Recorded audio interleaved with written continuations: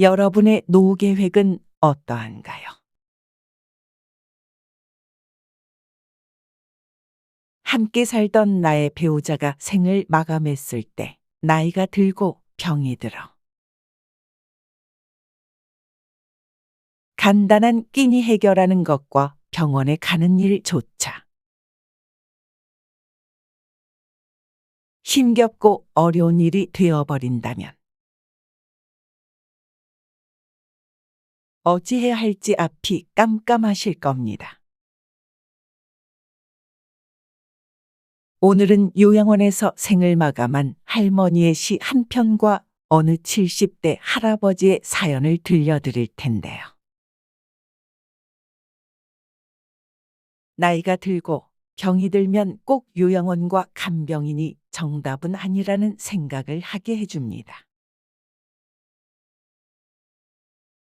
끝까지 시청해 주시고 삶의 지혜에 힘을 길러보세요. 어느 작은 요양병원에서 한 할머니가 돌아가셨다. 간호사들이 조촐한 할머니의 짐을 정리하다가 이 시를 발견하게 되었다.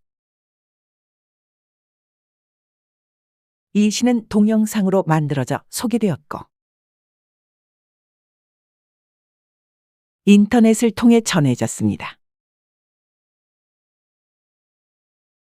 출처 어느 양로원 할머니의 시.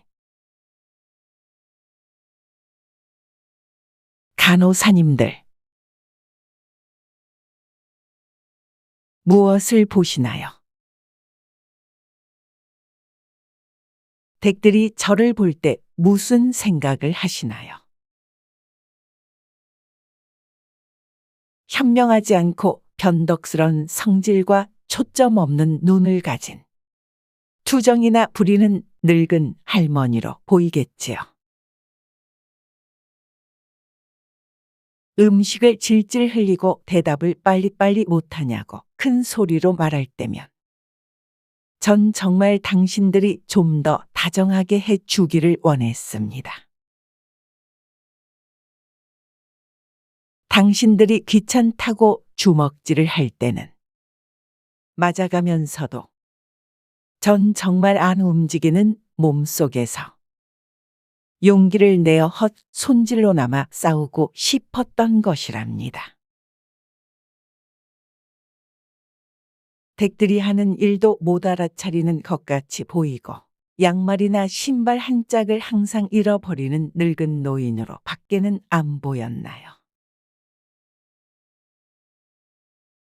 저항하든 말든 목욕을 시킬 때도 설거지통 그릇 만도 못하고 대똘만도 못한 내 몸뚱이에 눈물을 쏟아냈지만 흐르는 물에 감추어져 당신들 눈에는 보이지 않았겠지요. 음식을 나누어 먹는 것이 아닌 그냥 먹여주는 댁들의 눈에는 가축보다 못난 노인으로 비추어졌던가요. 댁들은 저를 그런 식으로 생각하시나요? 댁들은 저를 그런 식으로 보시나요? 제 팔에 든 수많은 멍자국들이 당신들 눈에는 도화지 위에 아무렇게나 그려놓은 망가진 보라색 도라지 꽃으로 보이던가요? 간호사님들, 그렇다면 이제 눈을 뜨고 그런 식으로 절 보지 말아주세요. 이 자리에 꼼짝하지 않고 앉아서 나의 의지는 상실되고 댁들이 지시한 대로 행동하고 나의 의지가 아닌 댁들의 의지대로 먹고 온몸에 멍이 들어도 아픔을 삭혀야 되었던 제가 누구인지 말하겠습니다. 제가 10살 어린아이였을 땐 사랑하는 아버지도 있었고 사랑하는 어머니도 있었고, 형제들도 자매들도 있었답니다. 16이 되었을 땐 발에 날개를 달고 이제 곧 사랑할 사람을 만나러 다녔답니다.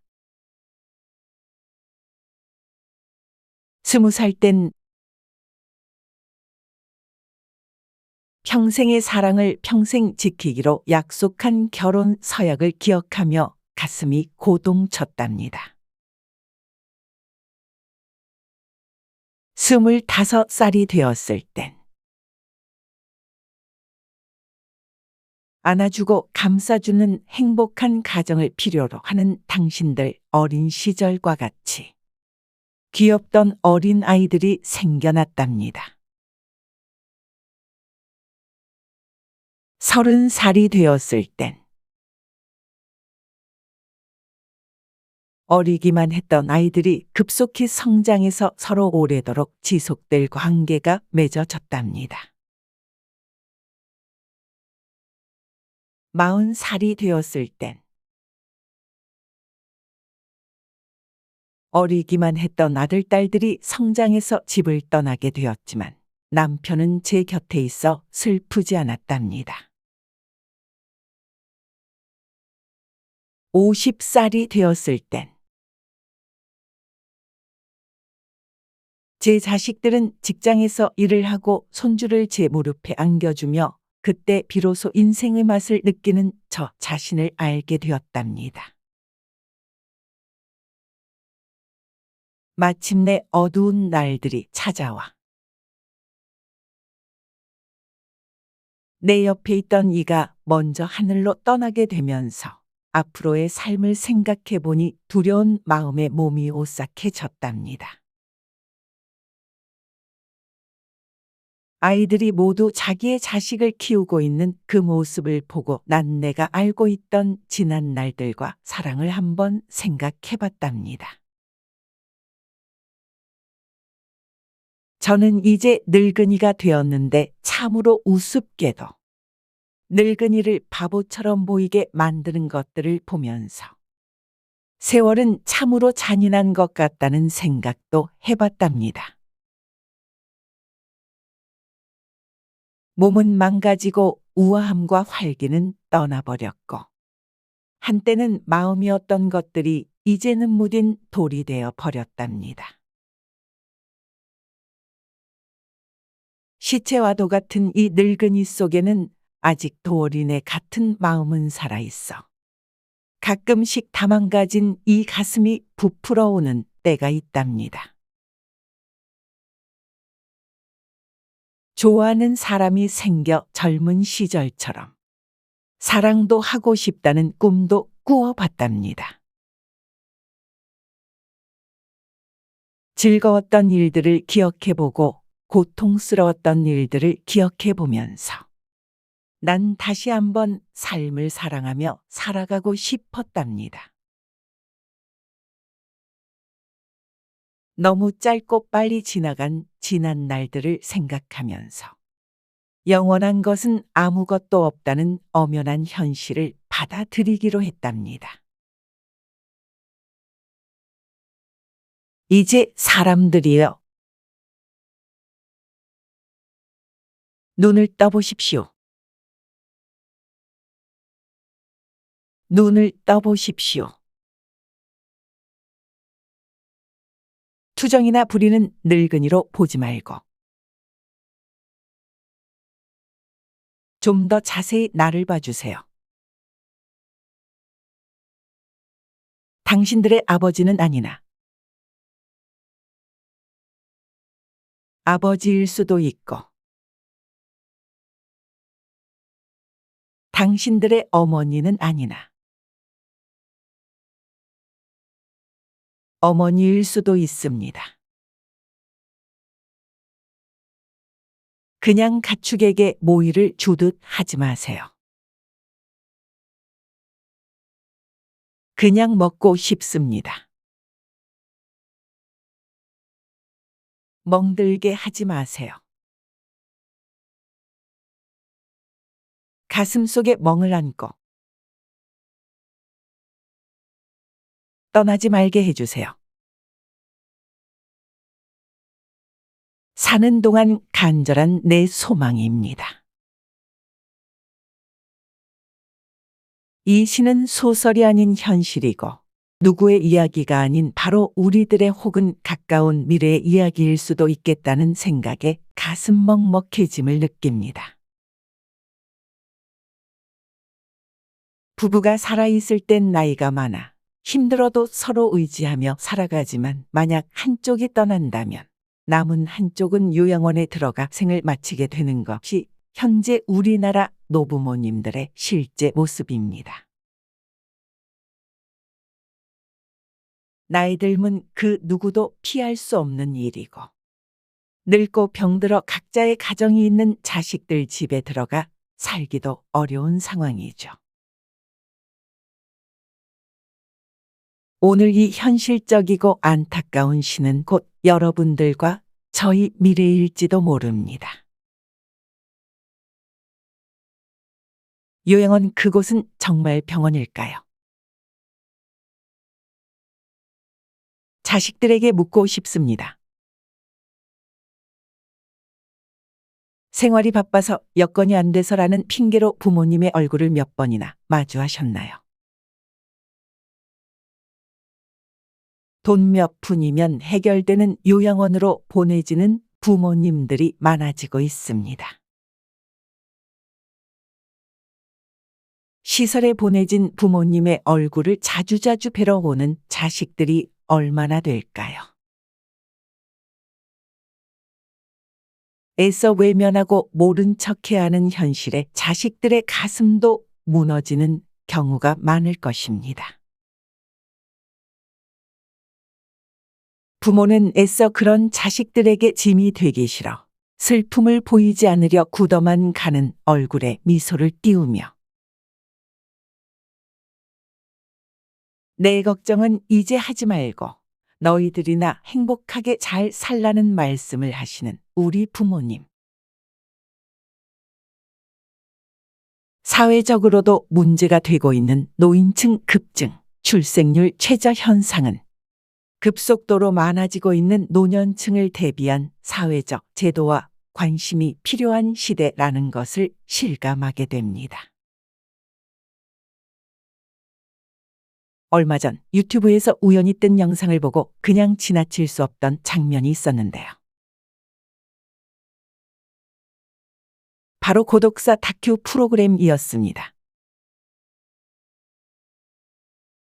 연고가 닿지 않는 노인들이 생을 마감해도 찾아오는 이가 없어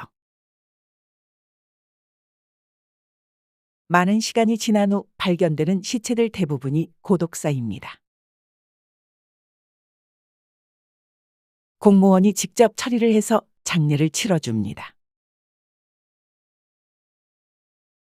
아무도 참석하지 않은 텅 빈 장례식과 홀로 썬그러니 남겨진 시체를 보며 삶과 죽음에 대해서 깊게 성찰을 하게 했습니다.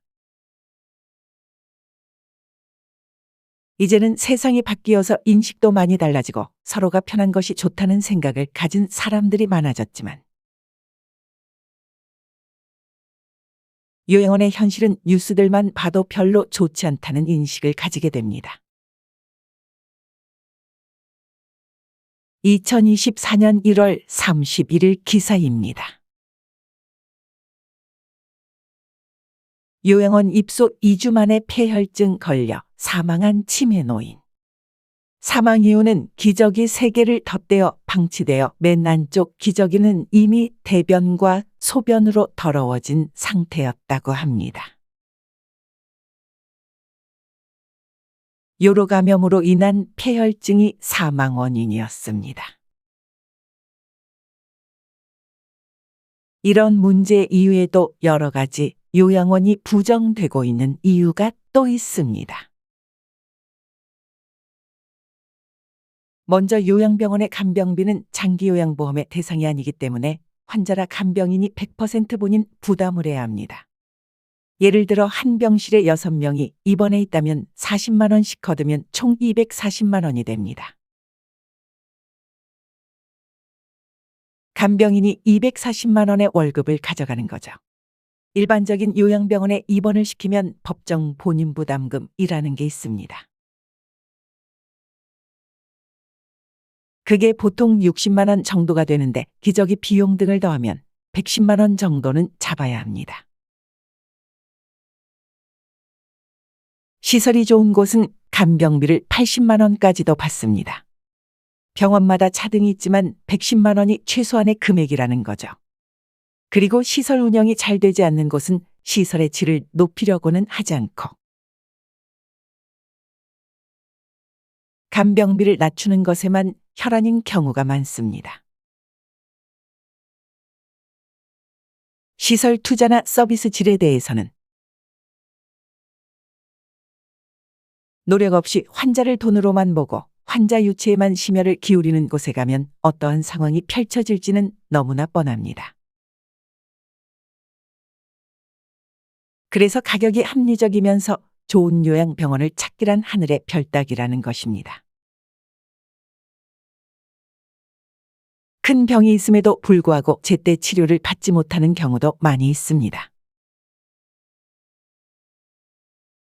국비 지원이 된다고 하지만 그게 얼마나 질이 좋은 서비스를 제공할까요? 의문이 듭니다. 국공립 요양시설은 들어가기도 어렵습니다. 지금 당장 입주되기를 해도 4년을 기다려야 합니다. 그리고 요양시설에 일단 들어간다는 것 자체가 노인들의 입장에서는 내가 죽으러 가는구나라고 생각하게 됩니다. 그런데 한번 생각해 보세요. 꼭 요양원이 다일까요? 다음으로 들려드릴 사연 한 가지는 요양원 대신 다른 삶의 방식을 선택한 어느 70대 할아버지의 이야기입니다. 저는 78살입니다. 병으로 3년 전 세상을 떠난 아내와 함께했던 기억은 여전히 내게 큰 위안이 됩니다. 아내가 생전에 함께 있었을 때는 노후 문제로 고민해 본 적이 없습니다. 우리들은 항상 서로를 의지하며 살았고 서로 병이 나면 지극정성으로 돌보며 지냈습니다. 함께 병원을 다니며 진료를 받을 때조차도 큰 불편을 느끼지 않았습니다. 그러나 아내가 세상을 떠난 이후 병원을 가는 일조차 삶에서 큰 부담이 되었습니다. 홀로 남은 노인의 삶은 예전과는 전혀 다른 모습이었습니다. 이후 스스로 장을 봐서 간단한 끼니를 해결했습니다. 어느 날 시장에서 집으로 오는 길에 빙판길에 미끄러져 허리와 무릎을 크게 다쳤습니다. 마치 온몸이 무너져 내린 듯 움직일 수조차 없었고 지나가던 어느 청년의 도움으로 119에 신고를 하여 응급실에 가게 되었습니다. 그 후론 당분간 움직일 수조차 없게 되었고 아들과 딸이 모두 걱정하며 찾아와서는 3개월씩 본인들의 집에서 지내는 것이 어떻겠냐고 물었습니다. 아들과 딸의 생활이 모두 바빠 어쩔 수 없이 한 곳에 머무르는 것은 불가능하다는 것이었습니다. 마음 한켠에는 그들에게 짐이 되고 싶지 않다는 생각이 자리 잡고 있었습니다. 삶이란 때로 예상치 못한 불편을 스스로 초래하는 것 같았습니다. 내가 자녀들에게 부담을 주지 않으려 애쓸수록 오히려 그들에게 더 큰 부담이 생기는 상황이 벌어졌습니다. 함께 같은 공간에 지내다 보니 본인이 다소 말귀를 잘 못 알아듣고 엉뚱한 대답이나 말을 하는 것을 인정하지만 자식들이 아기일 때 엉뚱한 대답을 해도 그렇지 않았는데 하는 아쉬움이 큽니다. 자식들은 점점 더 짜증 섞인 말투와 귀찮은 듯한 태도는 더 이상 저를 그곳에 머물지 못하게 하였습니다. 저는 서둘러 저희 집으로 돌아왔습니다. 그러나 다친 후유증은 깊이 남아 있었습니다. 멀리 걷는 것은커녕 가까운 시장에 가는 것조차 큰 일이 되었습니다. 장을 보고 돌아오는 길에는 다리가 아파 식은 땀이 흘렀습니다. 결국 간병인을 고용하게 되었고 매달 500만 원의 월급을 지급해야 했습니다. 이 금액은 제 연금을 초과하는 것이었고 자녀들이 매달 일부를 지원해 주지 않았다면 간병인을 유지할 수 없었을 것입니다. 생활은 점점 궁핍해지고 삶의 무게는 더욱 무거워졌습니다. 간병인을 더 이상 고용한다는 것이 큰 부담으로 다가왔고, 결국 자식들에게 요양원으로 들어가게 해달라고 요청했습니다. 그곳은 저렴한 요양원으로 시설은 부족했지만, 제 연금으로 비용을 감당할 수 있는 유일한 선택지였습니다. 자식들의 마음의 짐도 덜어준 것 같아 남은 생은 요양원에서 보내자고 결심했습니다. 하지만 요양원의 군대식 생활은 제 자유로운 성격과 맞지 않았습니다. 집단 생활의 규율 속에서 숨이 막히는 듯 했습니다. 요양원 생활을 1년도 채우지 못하고 다시 독거 생활을 시작했습니다. 몇 번은 자식들이 집앞 마트에서 배달을 요청하여 대문 앞까지 식료품이 배달 왔습니다. 멀리 걸을 필요가 없어 다리가 덜 아팠습니다. 어느 날 마트에서 상한 양배추, 무른 과일 등 상태가 좋지 않은 식자재가 배달이 되어 집 앞에 음식물 처리기계에 서버리고 오는 길에 이웃 부부가 하는 다툼을 듣게 되었습니다. 생활비가 부족한 상황에서 아이 교육비 때문에 다투는 모습이었습니다. 조용히 옆에 서서 그들의 대화를 들었습니다. 부족한 생활비, 아이들 뒷바라지. 마치 젊은 시절의 내 모습과 겹쳐 생각이 들더군요. 그 후로도 왜 그런지 그 부부의 다툼이 떠올랐습니다. 마음속에서 희미하게 피어오른 해결책이 생겼습니다.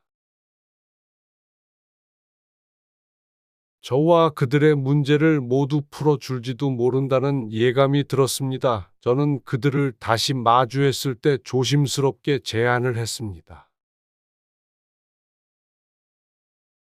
매일 잠깐씩 제 집에 와서 빨래를 해주고 집을 정돈해주며 두 끼 식사를 준비해 주시면 매달 50만 원의 수비를 드리겠습니다. 저는 하루 두 끼만 먹고 특별한 요리가 필요 없습니다. 간단한 음식이면 충분합니다. 그러니 시간이 많이 걸리진 않을 거예요. 그 부부는 순간 멈칫하며 제 말을 곰곰이 생각했습니다. 그들은 같은 이웃끼리 돈을 받기가 민망하다면서 반찬을 만들어서 종종 가져다 주겠다고 했습니다. 다시 한번 조심스럽게 부탁의 말을 했습니다. 그들은 마지못해 제안을 받아들였습니다. 그들의 표정에서 제가 큰 호의를 베풀었다고 느끼는 듯한 고마움이 엿보였습니다. 사실 매달 50만 원을 드리는 것은 제게도 합리적인 선택이었습니다. 간병인을 고용하거나 요양원에 들어가는 비용에 비하면 훨씬 경제적이기 때문입니다. 그들은 매일 시간을 내어 제 집에 와 두 끼 식사를 정성껏 준비하고 집을 깔끔히 정돈해 주었습니다. 혼자 사는 집이라 일이 많지 않았기에 그들에게도 부담스럽지 않은 일이었습니다. 덕분에 저희 생활은 점점 안정되기 시작했습니다. 우리는 서로에게 친밀함을 느끼게 되었고, 이런 관계가 1년 동안 이어지게 되었습니다. 간병인을 고용하거나 요양원에 가지 않고도 스스로 삶의 방식에 만족감을 느끼게 될 줄은 저조차도 놀라운 일이었습니다. 매달 50만 원을 내고도 이렇게 정성 어린 도움을 받으니 마음속에 감사와 기쁨이 차올랐습니다. 그 덕분에 저희 노후는 한층 더 안정되고 평온해졌습니다. 삶의 여정 속에서 노후 생활 방식에는 정답이 없다는 것을 깨닫습니다. 스스로의 상황에 맞는 길을 찾는 것이 최선의 답이며, 나의 삶이 만족스럽지 않다면 새로운 방법을 모색해보는 용기를 가지는 것도 중요합니다. 꼭 정해진 틀에 얽매일 필요는 없으며, 개인의 경제 상황과 필요에 맞추어 더욱 편안하고 큰 재산이 없더라도 편안한 노후를 맞이할 수 있습니다. 오늘 들려드린 사연이 여러분의 노후 준비에 작은 영감이 되길 바랍니다.